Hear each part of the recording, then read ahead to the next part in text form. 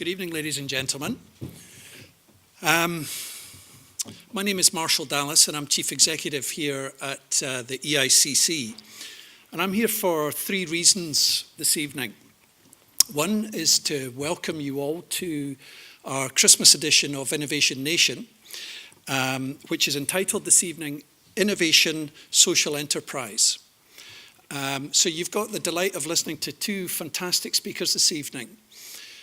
We'll then take a question and answer session here, and then you'll have the opportunity to meet both speakers later on, quite informally over a glass of wine outside. So the second reason that I'm here this evening is to introduce our speakers. And we have Sylvia Douglas, who is the founder of MsMissMrs, which is a truly self-empowered woman with an inspiring story to tell.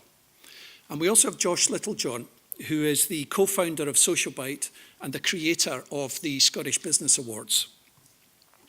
Thirdly, I wanted to tell you a little bit about our CEO sleepover that Josh has got me involved in.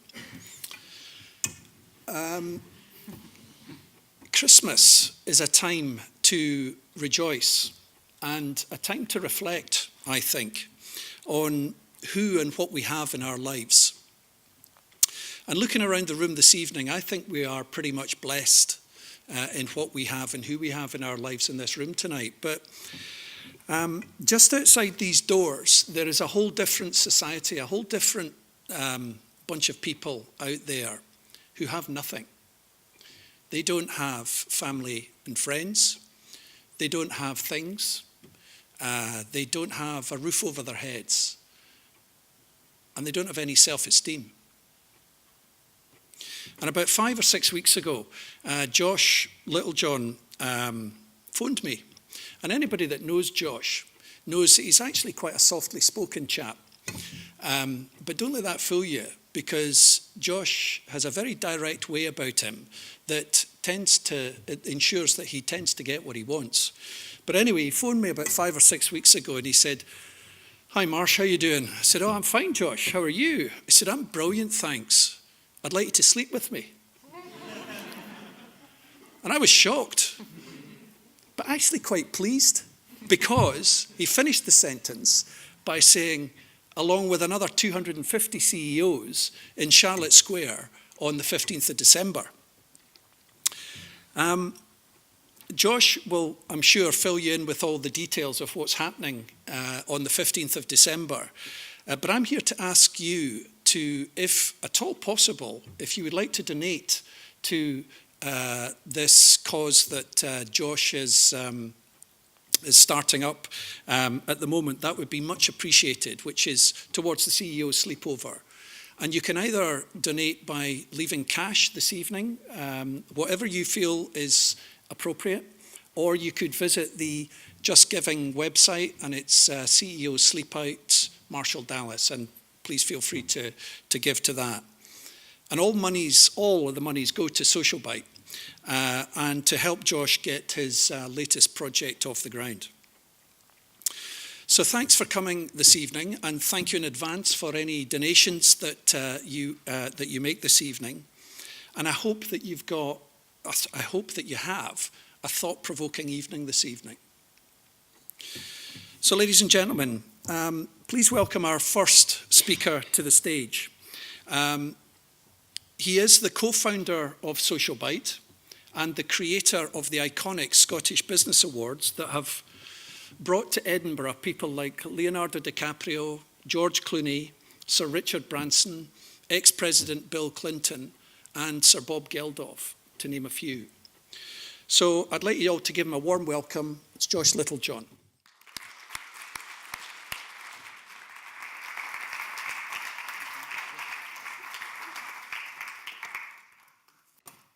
Hello everybody, thank you so much for coming out in this cold Monday evening to listen to us. I'm happy to be here to tell you, spend the next 20 minutes or so just telling you a little bit about my journey over the last few years and just a few sort of stories and anecdotes from over that time.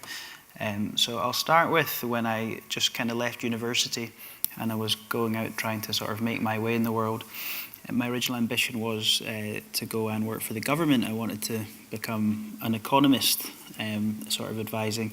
Hopefully I wanted to advise like developing nations on economic policies and things like that. So I applied for this job. It was like a graduate scheme application process. And it was a great big long process. It took like 6 months, and you had to do different psychometric tests, and I got right through to the second last stage, which was a days-long assessment centre down in London, where they tested your sort of technical knowledge of economics, and they recommended a textbook about that thick prior to going to do that, and I was so determined to get the job, I read it back to front, and I passed that stage, and then I got right through to the final stage, which was another days-long assessment centre in London, which was more sort of a test of your different personality traits, kind of like things like your communication skills and interpersonal skills and leadership. So I went down and did that stage, and after that I just got a single sentence email that just said, sorry, you weren't successful, you didn't get the job. So I was a bit kind of deflated to sort of pass on the technical bit, but fail squarely on the grounds of your personality was a bit of a blow. So I thought, do you know what, I don't fancy jumping through somebody else's hoops anymore, so I decided I'm going to try and set up my own business. So I brainstormed various different business ideas, and they all kind of revolved around events. So I decided to set up an events company, which I called Capital Events, based here in Edinburgh.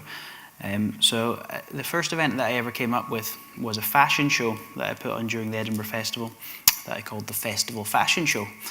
To put that into a bit of context, I was 21 at the time and I was single, and I thought a fashion show could be a good chat-up line. So that was that, and then I started coming up with various other events, and one of them was the Scottish Business Awards. So that's just happened for its 5th year, and as Marshall said, I've had all these world-leading Hollywood superstars and ex-presidents and famous entrepreneurs come to Scotland to speak at that event.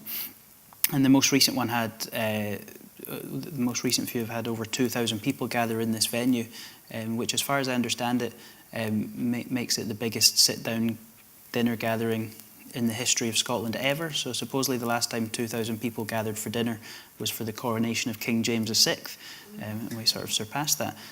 So a lot of people ask me now, Josh, how on earth did you get involved in the Scottish Business Awards? So if I'm really honest, I have to kind of say, well, I created an event and I called it the Scottish Business Awards. And I think because it was called the Scottish Business Awards, everybody kind of assumed it was really prestigious and it had been around for a long time. I just didn't correct them. So, yeah, you know, that kind of was a crazy thing when all these kind of top people came to speak. But in the first year, obviously we didn't have that level of credibility, and we had managed to get 800 sort of top successful business people to confirm to come, and we got all the sort of really famous Scottish business people like Sir Tom Hunter, and all the great and the good, and Sir Tom Farmer, and Michelle Mone, and Jim McCall, and all these top multi-millionaires and billionaires and knights of the realm. And a lot of people ask me now, again, you know, Josh, you're in your sort of early 20s, how on earth did you manage to get all these prestigious business people to attend your event? And again, I have to say, well, being honest, we nominated them all for awards and they all pitched up.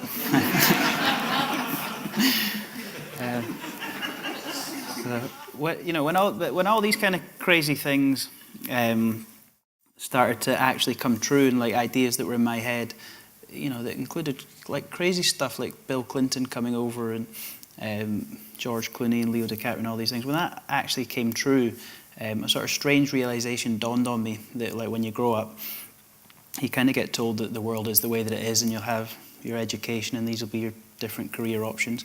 But in reality, what I discovered is the world's actually very malleable, and if you want to go out there and change things and influence things, then you can do, and people will buy into that. So in line with this kind of way of thinking, back in sort of late 2010, early 2011, when I was first getting going with this events company, I came across a book by a guy called Professor Muhammad Yunus. So Professor Yunus won the Nobel Peace Prize in 2006. He's based out in Bangladesh. And in this book, he described an idea that he called a social business. So he talked about how in his native Bangladesh, he's created over 50 different companies, and some of them have gone on to become really large billion-dollar businesses, but he never owned a single share in one of them. So every single business that he ever created was never for the traditional purpose of trying to maximize a financial return for himself or for shareholders. It was always because he kept seeing these seemingly intractable social issues in Bangladesh, whether that was children being malnourished or women having no access to finance or villages having no electricity. And his solution every time was to create a business to tackle that particular issue.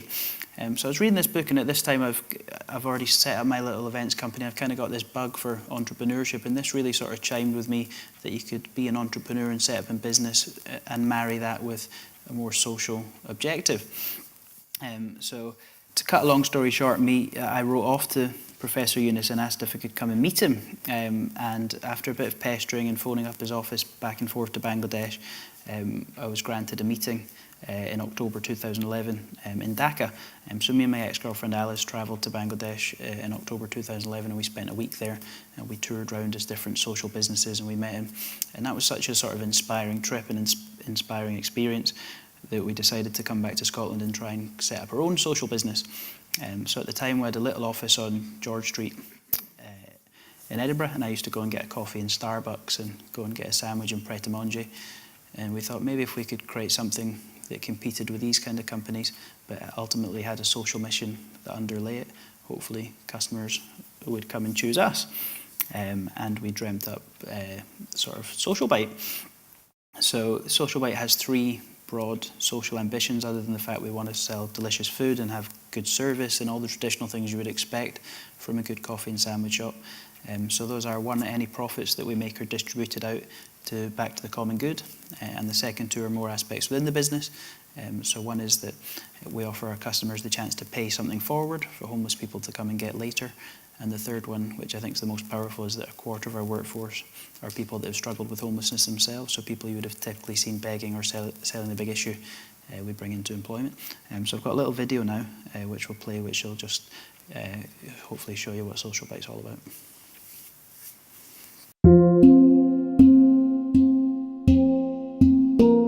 Social Bite's a small chain of sandwich and coffee shops. It spans all three major cities in Scotland. 100% of our profits go to different charities that we've chosen. So far we've raised tens of thousands of pounds for causes in Scotland and overseas. Social Bite runs a pay-it-forward system, which means that customers can come in, and as well as getting their own lunch, they can pay something forward for homeless people to come and get later. Homeless people can come in, click the ticket and get a free tea, a coffee and a sandwich. We don't lose any money, but you can do something nice for a homeless person in the community. The good thing about a pay-it-forward system is that they don't have to go to a church hall or a soup van, so they can kind of feel like members of society and feel like customers. I think the really special thing about Social Bite is that a quarter of our workforce are people that have previously struggled with homelessness themselves. I've been dealt really good cards in life, and I've had so many opportunities that perhaps I've not even been aware of. Guys I come across from a homeless background had terrible cards dealt to them when they came into the world. My dad used to batter my mum, and he used to hit me as well. And then we took into care when I was 11. A lot of people probably think that most homeless people are on drink or drugs. Some people look through you rather than at you. Didn't feel like a person, I felt like invisible. Since I started working at Social Bite, I've gained bags of confidence. I've got something to look forward to every day, and it just makes me feel like I'm doing something worthwhile. We realised that putting people in poverty to work and providing resources for people to fund themselves and their families is the way to end the cycle of poverty. My name's Sonny and I work for Social Bite. I was unemployed and I was trying to get a job, and honestly, I had no job prospects at the time, so I was in and out of prison and taking drugs and stuff. I was just trying to get myself sorted, and when I met Alice, it gave me the chance of having a job, so obviously I grabbed it with both hands and I've still got it. People in the very worst situations in Scotland have a chance finally to be included in the system. Now we've expanded and opened a high-end restaurant called Home in partnership with a local restaurant group here in Edinburgh called Maison Bleu. They run it with the same excellent food and service and everything you would expect from a really, really great restaurant.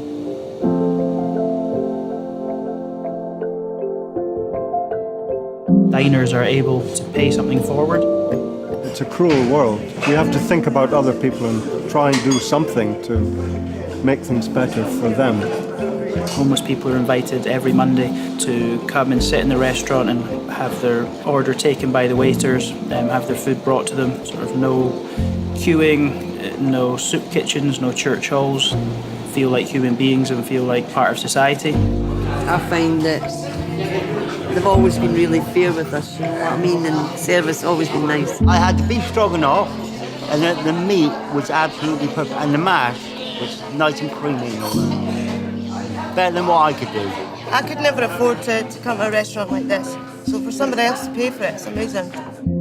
I'm Dean Gasavi, founder of Maison Bleu Restaurants and partner with Social Bite, being able to help, making a difference in their life.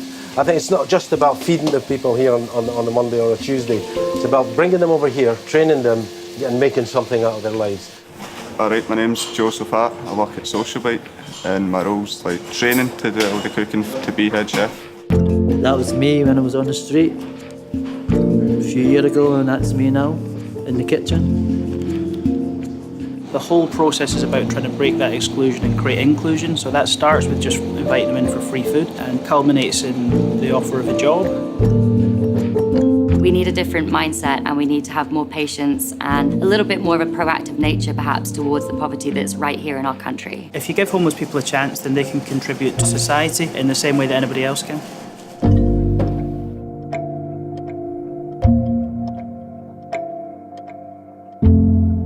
Does make you feel proud, because wasn't it for them, I'd probably still be on the street, I think. They make you have a normal routine and a normal life, and they make you feel like a normal person. I'll be forever grateful to Alice and Josh for that. With Social Bite, it's totally changed my life for the better.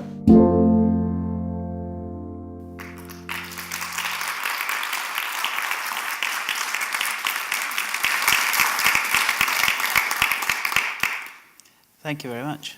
Quite emotional, isn't it? I suppose it's been like the real privilege of my life over the last 4.5 years to work as colleagues with a lot of these guys who, you know, until getting the job with us were extremely exercised and marginalised from our society. I've sort of learned a lot of things, I suppose, over that period and through that process. And one of the main things I've learned is that if you are from that sort of demographic of society of homeless, kind of big issue seller, then the concept of social mobility, it doesn't really exist. The chances of you kind of breaking out of that and into any kind of mainstream are pretty remote. To sort of illustrate that point, the first guy that we ever took on from a homeless background was a young guy called Pete. So we just opened the first shop on Rose Street, and the original concept didn't have much to do with homeless people. It was just to try and hopefully make a profit, and then we'd selected 3 charities to give that profit to. But ultimately we wanted to try and do as much good as we could. So we just opened up the first shop, and we met this young guy called Pete who sold the big issue outside on Rose Street. We kind of got chatting to him, and he used to come in and we'd give him a free sandwich. And then after a couple of weeks he kind of plucked up the courage one day and asked if he could have a job.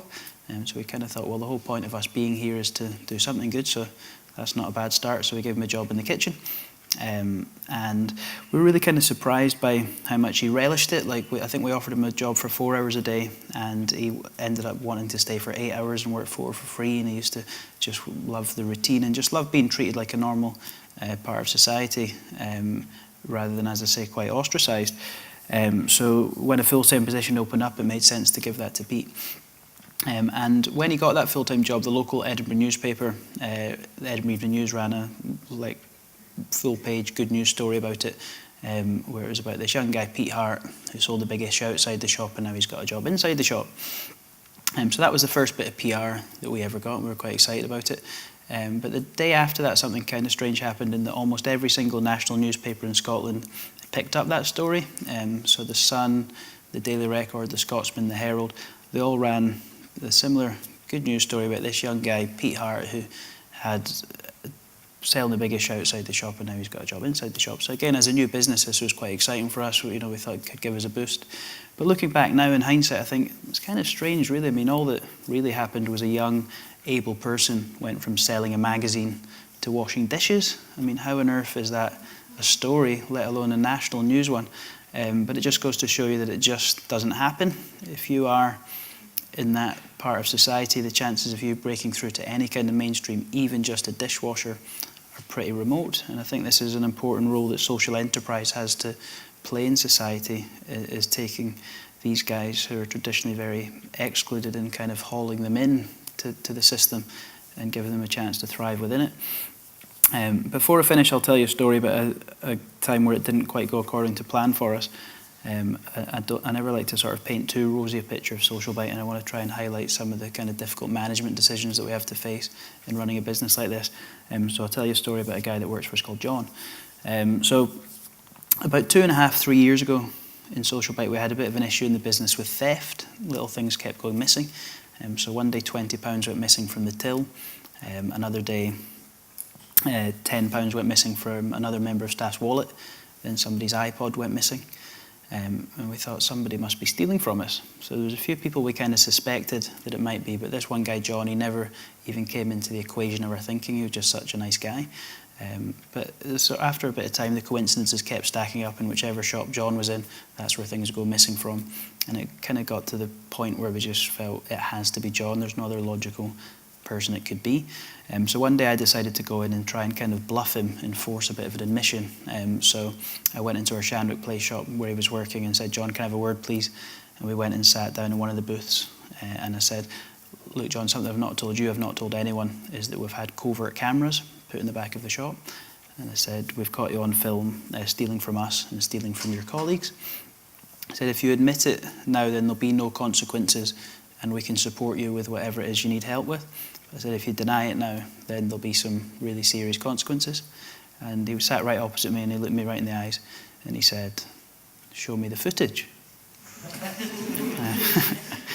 And he said, "If you have footage, show me it." He said, "Because I swear in my life it wasn't me." He said, "You've given me this chance." He said, "I would never betray that. I promise you on my life it was not me." And I looked him right in the eyes and he looked me right back for what must have been maybe 20 seconds. And I remember I went back to the office that day and said, "It's definitely not John, 100%. I said, "He didn't even flinch when I mentioned the cameras." He said, "He just looked me right in the eye, swore in his life, it's not him, it must be somebody else." So anyway, a couple of weeks go by, and one of the things we do a lot of in Social Bite is corporate catering. So we do a lot of sandwich platters for meetings and events for big corporate companies. And we had an event on this particular day for a law firm, and the manager asked John if he would drop round the sandwich platters. So that was fine, he dropped them off. And then the next day, Alice was phoning round the different clients to get some feedback. So she phoned this particular client and said, "Hello, I'm just phoning from Social Bite, just wanted to see how the food and the order went yesterday." And the receptionist said, "Yeah, the food was really good. One slight issue though is that the other receptionist who was working yesterday, her mobile phone went missing. So we think whoever has dropped off the food has stolen her phone." And I thought, that little fucker, that's John. So I sort of stormed into the shop and said, "John, let's go for a walk." So we went and sat on a bench on Princess Street Gardens, and I said, "You took that woman's phone and you lied to me." And initially he kind of sort of denied it, and then after a bit of time he sort of got really upset and sort of admitted to it all. And what came out then that we didn't know before is that John, he's in his late 30s now, but since the age of 16 he's developed a really serious gambling addiction. So everything that he'd been taking had been going straight into Ladbrokes and straight into the roulette machines, and the phone within 24 hours had already been pawned and the money had already been gambled. So at this sort of point, we're kind of faced with a pretty difficult decision in terms of, what do we do? Certainly, like my instinct and a lot of the common logic and advice I was given would obviously be to sack him. Not only was a trust broker of myself, but also with his colleagues, and it seemed like a pretty impossible situation to repair. But where it gets a little bit more complicated and challenging is that if you are taking people on from this kind of marginalised background, then you have to try where you can to sort of understand their behaviour sometimes in the context of the lives that they've led. And John, as with almost everyone that I ever meet from a homeless background, didn't grow up in the same kind of upbringing as I did. They all typically grew up with traumatic childhoods and going through the care system, and that's almost to a man without fail. So John, from the age of 0 till 7, as I say, didn't grow up with his parents, but with friends of his parents who were drug addicts and alcoholics. From those years of 0 till 7, him and his 2 siblings were locked in a dark room. He used to get fed porridge oats, and they had a bucket in the middle to do the toilet And that was his life from 0 till 7. Then at 7, there was a house fire. One of his siblings died in that house fire, and John and his other sibling got taken into the care system. They got bounced around different foster homes, children's homes, and then at 16 he becomes homeless. And I started to think, man, I can't even begin to put myself in this guy's shoes. And then you kind of think, well, if that's been your childhood and you've had none of the love or the nourishment or the care that most of us take for granted, and you get to 16 and you go into the bookies and you bet a bit of money and you win and you get that first buzz of adrenaline and joy and happiness, then what kind of addiction is possible to take hold of you? So I heard a little quote a few years back which really stuck with me from a guy called Father Gregory Boyle, who runs a similar kind of organisation in the States. And I try and let this quote sort of inform me and our senior management team in these kind of dilemmas, because I found it quite profound. So what Father Gregory Boyle said is, what we need in society is a compassion that stands in awe of the burdens that the poor have to carry, rather than in judgment at the way that they carry them. And thinking about John and all these guys I come across from a homeless background, my only rational response, I suppose, can really be awe, because I figure if it was me in their shoes, I'm not confident I'd still be on my feet.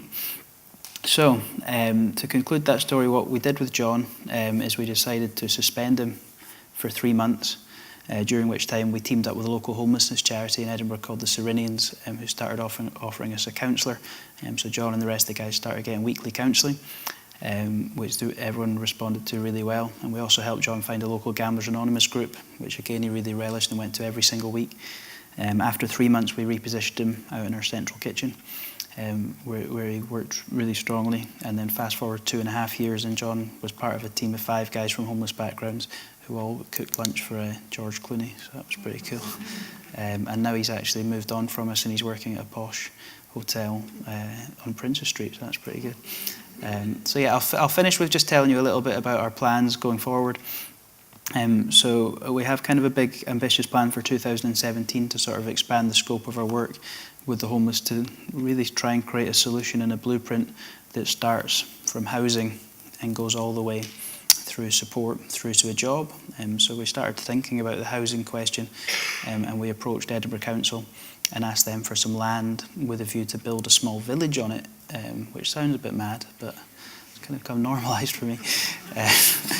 So they basically signed us off on about 2 acres worth of land down in the Granton area of Edinburgh, and then we found this really innovative little housing model a designer called Jonathan Avery's made in Linlithgow. So it's a beautiful little house, which is there, which got a wood burning fire in it, and it's really lovely environment, just quite compact. And you can build a 2-bedroom house like that for around £30,000. So our plan is to build accommodation for 20 people, to pair it up with things like a vegetable garden, a chicken coop, a furniture workshop for people to do on site, to pair it up with lots of support, be that counselling or addiction therapy, or practical things like getting bank accounts open, IDs, all the support that we know people require, and also link them into jobs. After a period of 12 to 15 months, we'd support them into some permanent accommodation. Hopefully by that stage they're on their feet, they're working, and they're in a much better position to get out of that vicious cycle of homelessness. So that's our plan. Marshall is kindly supporting us in that by sleeping out in the cold on December 15th, and fundraising to do so along with lots of other people. And we've got a big fundraising drive generally between now and Christmas to try and raise the £500,000 we need to get that project done. So any support you guys could give would be much appreciated. And thank you, as I say, for taking some time out on your Monday to listen to me. Have a good rest of the evening. Thank you.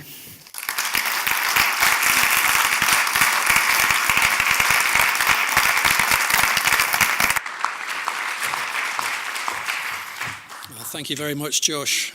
So, ladies and gentlemen, our second speaker this evening is the founder of MsMissMrs. After spending much of her teenage years in residential care, Sylvia left care and school as soon as she could and was a mum at the age of 15. But despite tough times, this was a young woman with personal drive. Her own educating Sylvia process began with a basic three R's and eventually resulted in university graduation and a career in mental health work. now showing true social enterprise leadership at the helm of MsMissMrs, it's fair to say that Sylvia's a real self-empowerment success. So ladies and gentlemen, please welcome to the stage Sylvia Douglas.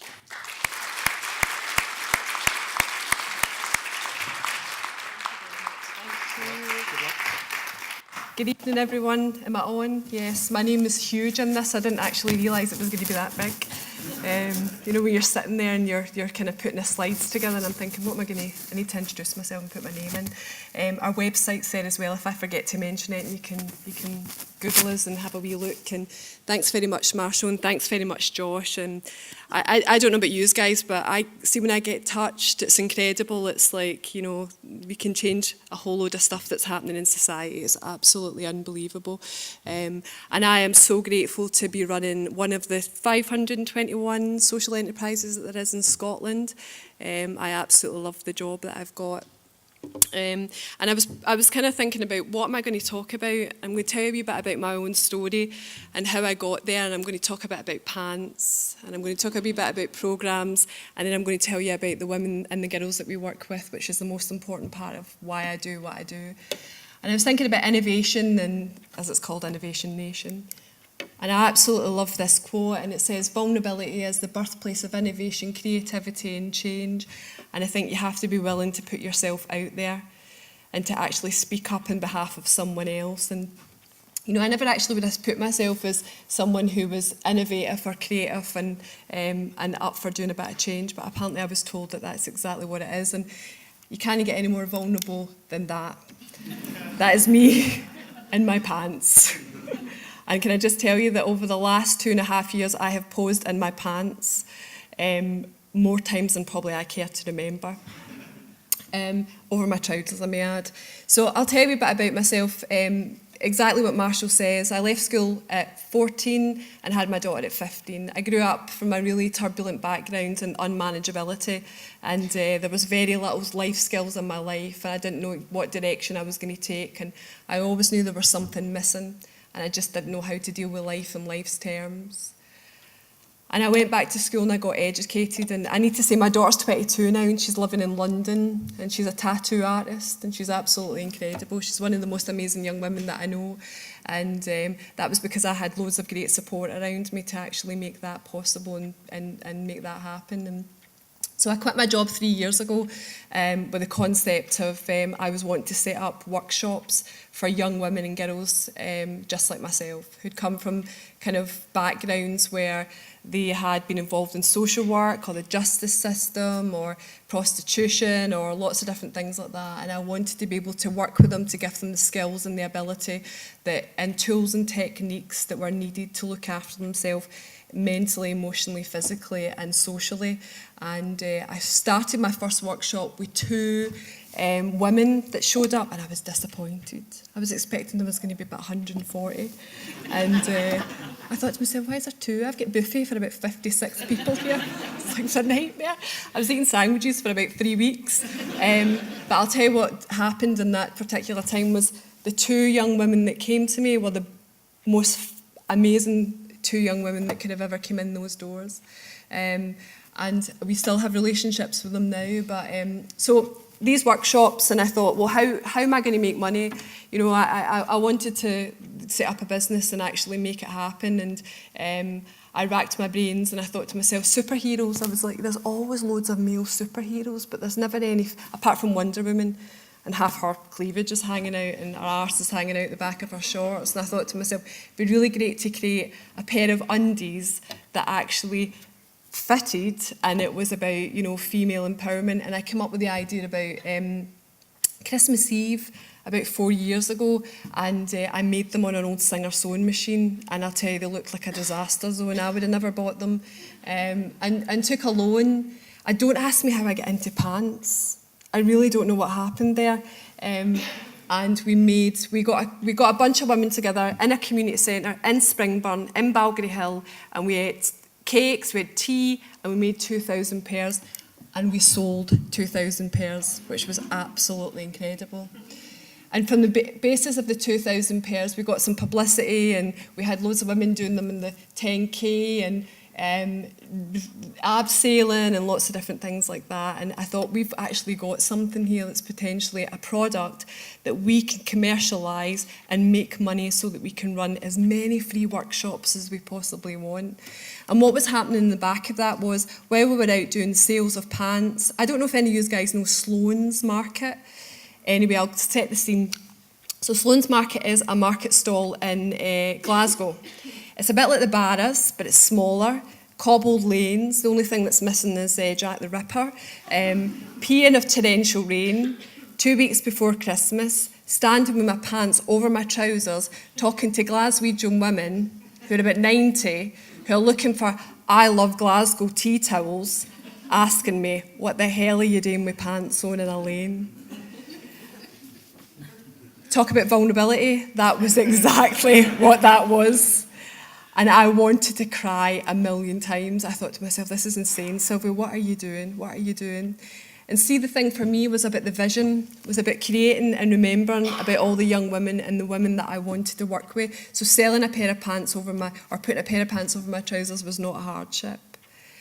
So what happened is the evolution of the pants and the sales, and so I think today we've made 7,000 pairs and sold 7,000 pairs, and we've worked with just under 300 young women and girls, and we created a self-care plan and self-empowerment training. And what happened was a lot of the young women that we worked with were involved in that, and we look at physical, emotional, social and mental. We look at how to set boundaries in relationships, how to self-care, how to ask for what you need, how to look after yourself when you're in a really difficult situation. And one of the things that we realised was that self-care and self-love and self-esteem were the luxury of others who could possibly have a spa day or go to a yoga class or lots of different things like that. And we wanted to kind of invite this into young women's lives and women's lives, or girls. And now we've got an accredited training programme that lasts about 21 hours, and it's now ASDAN accredited, which is absolutely incredible. And we have the best fun while we're doing it. This is the best part. These are some of the most amazing young women that I have ever met in my entire life. And not very dissimilar to me, or the same situations and the same barriers that I had growing up. And just having the kind of ability to spend some time and talk about some of the most important things around self-esteem. And it's so undervalued. And actually what happens if a young woman or a girl does not have a healthy amount of self-esteem, it blocks absolutely everything, their chances, their self-belief, the expectation that they can, and if they want to achieve anything that they desire. And what I found was it was always having those conversations with young girls. I'm looking up there and I should actually be looking down here. Was incredible. There's the picture here in the side is some of the young women, some of the young girls that live in our community, and we started doing self-esteem storytelling time, which was absolutely incredible. And we've worked with young women, teen mums. This is actually a group of women through their health and hygiene courses who now help us out in the community hub that we run, which is absolutely incredible. And these women here had left school at 14 and never actually thought that a self-esteem course or any sort of training was for them, and they did it, and they've gone on. So it's been absolutely incredible. And see, sometimes when I think about it, I think about the chances that I've had and the introductions and the, in business, and it's been absolutely incredible. And sometimes I have to pinch myself that I'm actually running a business that I absolutely love. And keeping in mind the vision of where we're going. We've just actually opened a hub, well, we will be on the 7th of January, and it's a health and wellbeing hub in the middle of Maryhill. This is the second one we've got. We've got one in Springburn, where I come from, and we run lots of different training programmes and holistic therapies and yoga and meditation and self-esteem workshops. And we pretty much develop self-care plans for women who really need it, and their girls who really need it, from coming from domestic violence and trauma, and seeing everything in place that they have, and the behaviours and we give them a space to kind of, you know, self-care and self-love and just to take care of themselves. And so the second one we've opened is in, I'm practically kissing the microphone, I just realised that. I do that quite a lot. is in Firhill, and we're just about to open the doors on the 7th of January, and for in that space we're going to be working with the probation offices, and we're going to be working to stop women reoffending, and this cycle that happens over and over and over again, and they're girls. So we've got lots of great things planned for the next year on our training workshops and working with young women and women in the north of Glasgow. It's completely open. We're not postcode registered, so we make all our own money. So as I said, back to the training programme as well, we work with other organisations like Youth Services, and we run a Train the Trainer programme. So our training programme is now going into education and working with other services, so which is another income stream for us. Because the great thing about social enterprise is that we do not want to be grant dependent. We want to be in a position like any other business to be selling goods and services that they can then generate funds that we have the freedom and the flexibility to spend the money on whatever we want, without somebody else saying to us, you need to have A, B, C and D in place, and spend half the time reporting. Because if somebody comes to us from another postcode, I don't want to say to them, actually, you can't come in here because you're not from the right postcode. So our pants and the products and the services that we sell allows us not to be actually be doing that. And we've just taken £100,000 investment, which is a bit scary because it's debt, but will allow us to grow the business. And the most important part is to increase our social impact and what that looks like. I probably have talked for quite a bit of time. Am I good? I'm good. I'm good. And I absolutely love what I do, and I can identify with lots of the young women and the women that use our service, hence Empowerment Pants. It was all about female empowerment, and it's all about, you know, supporting lassies and women to get exactly where they deserve to be, but just have to get rid of the baggage that was brought by somebody else, and trying to change that cycle of behaviour over and over and over again. And yeah, it's been absolutely incredible. The middle one there is a workshop I've just finished with Rathbone, and these are all teen mums, and incredible. So the first to go through the ASDAN Training Life Skills programme, it's the first certificate they've ever had, and they loved it. And we get loads of women, young lasses coming back. I'll tell you a story. Josh, you've inspired me to tell a story. Young lassie Jade, 19, wee boy of 4, on the at-risk register. Lots of predatorial, lots of different things coming into our home. No self-awareness at all, to know that actually not to be loved at all costs. Came to us, and she was one of the first young women that came with 2 from the job centre to do our workshop, and Jade now works with us, and our wee boy's off the at-risk register and sells pants, and she's bloody brilliant at it. And works with us, and we're just about to make her a full-time employee and training her up to run our workshops for other young girls. She's incredible. Our wee boy is at school now, and they did their first holiday. Amazing. Not about that though, just about the fact that she can deal with herself, ask for what she needs, and look after herself, which ultimately has changed her life and changes our wee boy's life. So as I say, I get to have the best job in the world, and all because of my own personal experiences, and how you can take that and harness that and make it something else. I'm going to finish in this one. I absolutely love this. I had to put it up.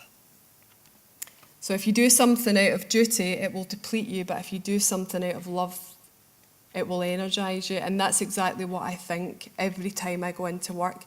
It's about the vision. And I don't always see the minute small bits of the day. I'm like a bull. I just see the end result. And that is us working with hundreds and hundreds and hundreds and hundreds of women and their girls, and about our hubs all over Scotland. Ambitious, and just replicating that model. But I'm going to finish with that. And thank you so much for listening to me. Thank you.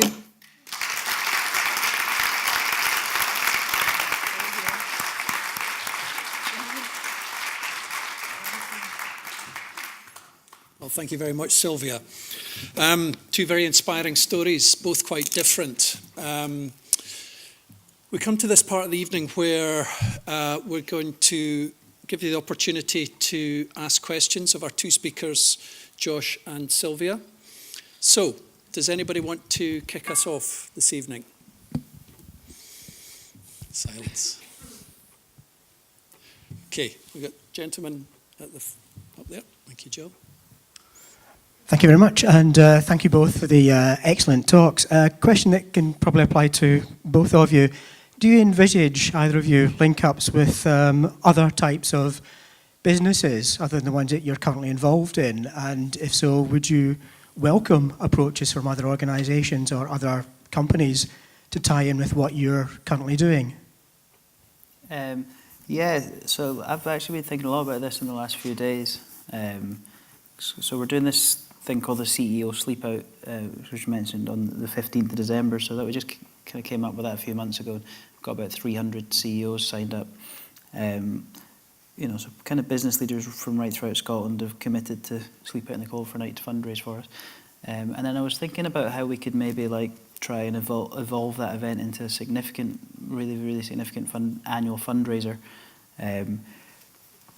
And it was basically what I was thinking was, I mean, I'm just kind of talking out loud here because this was just like an idea that I came up with over the last couple of days. It was basically like to next year, rather than Charlotte Square, try and take over Princes Street Gardens and basically evolve it out from CEOs. But if you wanted to participate, you had to make two commitments. So one was you have to fundraise a minimum of £1,000. And the second one is you have to be at a position within your organisation, whatever organisation that is, to offer a homeless person or someone from a homeless background a job. So I figured and then we'd aim rather than 300 to get 2,000 people doing it. So like if you could do that, then you would raise a minimum 2 million a year, and you'd have 2,000 people offering, like with a commitment to offer jobs. And if you had those two resources, you could pretty much, you know, make a massive dent on an issue. So yeah, 100%. I think particularly around the employability side of things, I would think there's massive potential in partnering with lots of private sector organisations to make a small commitment for them, but one that en masse could make a really big dent in a societal problem. Yeah, no, I'm just going to second that. I think it's crucial that we collectively work together. I think that's how anything, you know, Josh was talking about social mobility and any sorts of changes. I think collectively, you know, businesses and social enterprises and just everyone working, as long as you're not going to send somebody to paint, because that's a risk assessment and that's more work. But yeah, no, we would definitely welcome that, and that's something that we're going to look at over the next year or so. Okay, there was a gentleman just there. Sorry, MD Sylvia. For my sins, I was dragged round the lingerie department of Marks and Spencer's yesterday. I was escorted. I didn't see your pants for sale. Why not? Firstly, are they not in a major outlet like that? Because I'm sure that the social enterprise part of it would help Marks and Spencer's or any other brand their credibility. And secondly, if I can't get them there, where can I get them before Christmas? I've got daughters that dearly need a pair. Brilliant. Well, to answer the last bit first, we have them out there. You can buy them before you leave or online. But we have limited stock, which is great. Marks and Spencer's, absolutely, that's a really good question. We have been approached by 2 major retailers to stock the pants. It does not fit ethically for us. They want them for 50p. Which we can't do. That's quite low. It's not as low as that, but we can. It's absolutely impossible for us to service that, and we would then need to outsource, which we're happy to do if it aligns with the kind of values. But we would need to send them abroad and make them for very little money, and it just does not feel right. And their margins are really, really tight. And because we're such a small social enterprise, it would be. It could be potentially detrimental to us, and they might get their corporate social responsibility tick box, but we might drown And so I've looked at that, and yeah, our model seems to be that small boutique shops, and we can kind of, we generate enough income to run programs, and we can keep control of. Exactly, but we have bigger plans. We're actually talking to a partner right now, and we've got bigger plans. But yeah, Marks and Spencer, they offered us a license agreement, I think it was, but it didn't fit. But remember it before you came back. Got the lady in the middle there.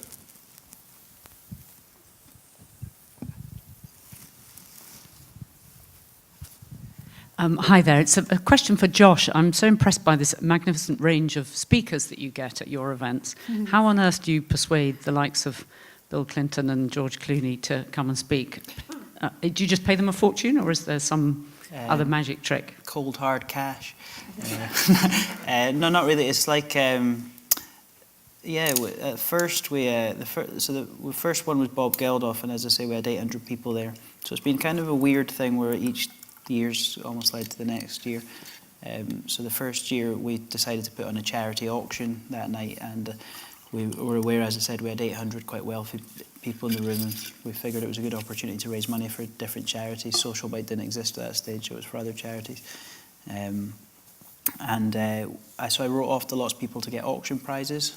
So one of the people I wrote off to was maybe Andy Murray, and asked for a tennis lesson, and the Formula One drivers and stuff. And then one person, I don't know why it occurred to me to write to, was Bill Clinton, and ask if we could maybe have a meeting to auction off. So I literally Googled Bill Clinton, and then it came out with the Clinton Foundation, so I clicked into that.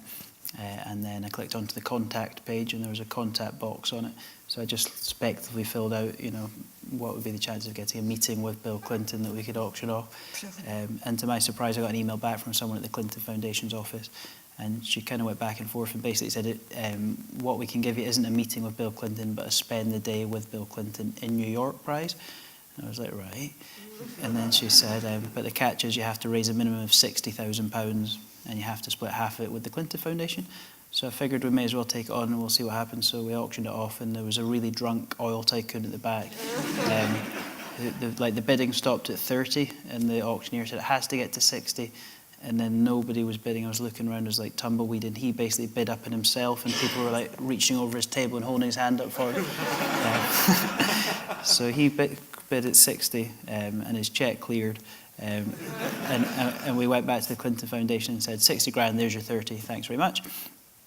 So then I was thinking after that about doing the event again, and I thought, we were thinking about speakers, and I thought I'll get back in touch with that lady at the Clinton Foundation. So I phoned her up and said, look, what would it actually take to bring Clinton over to speak at this event? And she said, look, you're talking about a really big donation to the Clinton Foundation. And again, she kind of went back and forth, and she basically said if you can make a donation of £210,000 to the Clinton Foundation, then he'll come. So at the time I didn't really have any money. And then they sort of said, and you would need to kind of pay it in installments, so we would need 60 grand within 2 weeks, and another 60 grand within 2 weeks. Yeah, and so I had this contract in front of me, and I just thought, fuck it.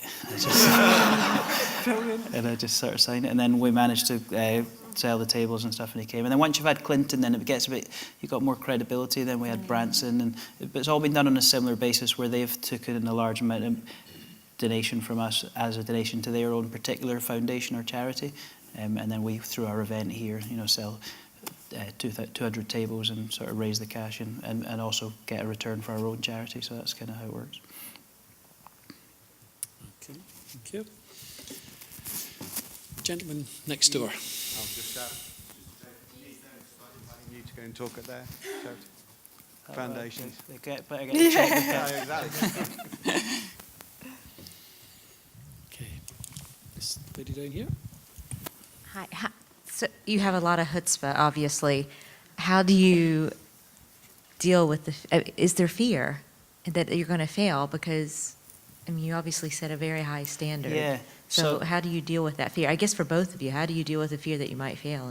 Yeah. Well, for me, I suppose, I kind of think about life quite philosophically, in the sense that, for when we first set up and read that book and set up on this kind of social business route, I sort of turned off the button in my brain that was to do with making lots of money, So when that button got turned off, several other buttons kind of got turned on. So I sort of, I suppose, judged like success and failure a bit differently.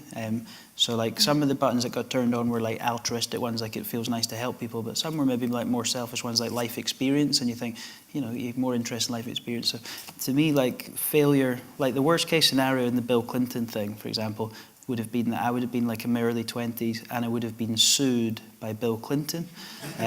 So if you're thinking about success in terms of life experience, that would be quite a cool life experience to go to help people. You know, so I suppose like if you just about not thinking about things in the terms of money, and like success, like failure becomes less scary. And I think the same for me. I think personally for me, not to try is failure, no matter what it is, because I think the thing is I can be my biggest barrier. So yeah, I just jump it. I imagine it like an invisible wall, and it's just like, right, okay, this is going to be a hard ask. And I think for me, it's like, because of lots of the young women and the women that I work with, part of that is, you know, is about jumping those barriers and becoming the best you possibly can. So if I'm standing there at the end of the phone, or I'm scared that, you know, my pants are going to plummet, or, you know, our workshop's going to dive, or things like that. But it's like Josh said, the life experience in that is incredible. But yeah, to not try is complete failure for me. It's just like, I'd rather fail miserably trying than not at all. Thanks, Sylvia. The lady here. There's a microphone there. Hi, Sylvia. Hi, Linda. Questions for Sylvia. Good, thanks. Really nice to see how far you've come. Sylvia and I did some work together a couple of years ago. And I was just thinking that there's probably a lot of people, if not everybody, that's here in this room just now is feeling quite inspired by listening to both of you. And I was thinking in Edinburgh we've got quite a good social enterprise network, or a network for social entrepreneurs.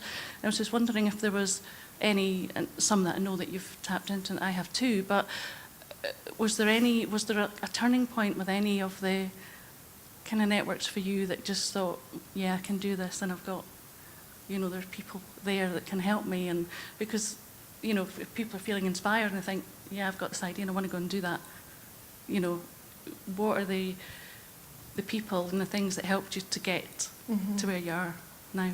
Yeah, no, thanks, Linda. Nice to see you. Yeah, no, that's a really great question, actually. I've been really fortunate. I went with an idea to an agency called Firstport. I don't know, does everybody know who they are? If you don't, Google them and phone them and have a chat with them. And I went from a £500 level 1 award, which I never got accepted for the first time, went home crying. I was like, oh. He was like, come back when you can make some money, and I went back with pants.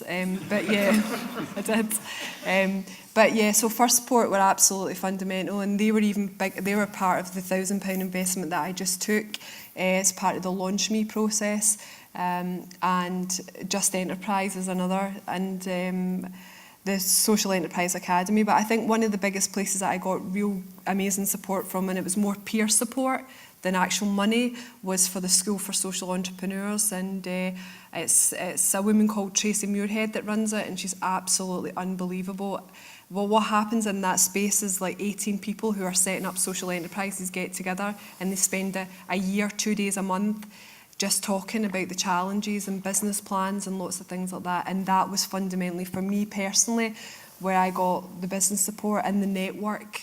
And we all keep in touch with each other, because I think peer-to-peer is so important, because who else can you phone and say, actually, I've got £3.90 in the bank, and we've got, or I've just taken premises on and the tiles have fell off when I was in the toilet, which actually just happened. It's like I need to find 300 quid to do things like that. It's like, so the peer support is so important. It's like I'm having a really shit day, and just kind of, so yeah, Firstport and Just Enterprise and and peers, most importantly, people that are travelling the same road. Yeah. Okay, we've got time for one more question. The lady up there. Hi, thank you very much, Sylvia. Thank you also, Josh. And my question is very simple, and this is for Josh. So I currently have something in process, and that also involves the social aspect there. It's different when you choose people to join the company, but it's also different when they choose to join you and they buy into your vision. Just watching your video, I realized you have 3 co-founders. Now, how do you make that decision? Because it's almost as though you have individuals who approach you, but you don't know whether they share the same vision, and it's a case where I don't want to have a division, do you get what I mean? So that the main core goal for what I want to set will still be established, where one is not in it just for the money per se, but will be able to contribute to the vision of the company as a whole. So I think for me, it's very important for me to get that correct before any, should I say, any contributions, or we actually sign a contract for anything like this. So how do you make that decision? In terms of potential business partners? That's right, yeah, in terms of the co-founders, because being the founder myself. Yeah, yes. well, the first co-founder was my ex-girlfriend, so I don't have much choice in the matter with that one. Yeah, so, I mean, I think like it's important that in terms of like business partners, but also in terms of like contributors and all this kind of thing, you will get a lot of people, giving you advice and giving you opinions and sometimes doubting you and sometimes telling you things won't work. The amount of people that told me neither of these, the Social Bite or the Business Awards, would work. So I think fundamentally it's important that you don't listen to anyone but yourself. You can soak up advice in and process it, but I think you have to like have something within yourself to cling on to that's stronger than any sort of outside influence. And then in terms of like business partners, an interesting one for that is like the restaurant we just opened. So it's called Home on Queensferry Street, and it was in the video. So we've partnered there with a guy called Dean Gasabi, who runs a couple of other restaurants in Edinburgh called Maison Bleu, and we've got some ambitions to try and replicate that restaurant concept in other cities. So we've got an opportunity maybe to do it in Glasgow and London and various places. So the reason that we created that partnership model is because we don't know how to run a restaurant. So this is another important thing, I guess, with partnerships, is that like sometimes it's really, really useful to outsource to somebody that's like skilled and commercially good and operationally good. Because I think if Social Bite had tried to suddenly set up a high-end restaurant, we would have made a real hash of it. Whereas this restaurant model, we sort of set the terms, we raised the finance, we set the social mission, and then our challenge was to find a restaurateur that would partner with us on those terms. And we met Dean, and he's doing a really, really good job. And it's a beautiful thing for me, because the only reason I would go into that restaurant is to have my dinner. Whereas with Social Bite or something under your own operational control, you take on all the stress, and if a chef phones in sick, that's your problem. So I think sometimes like the partnership thing can be a really brilliant model in terms of getting something to work. So I'd suggest like one of the things to look for is one, someone that shares the vision, but two, someone that can add something that you can't. Yeah. Thank you. Thank you, Josh. Well, we're about out of time, ladies and gentlemen, but can you please just join me in thanking our speakers this evening, Sylvia and Josh.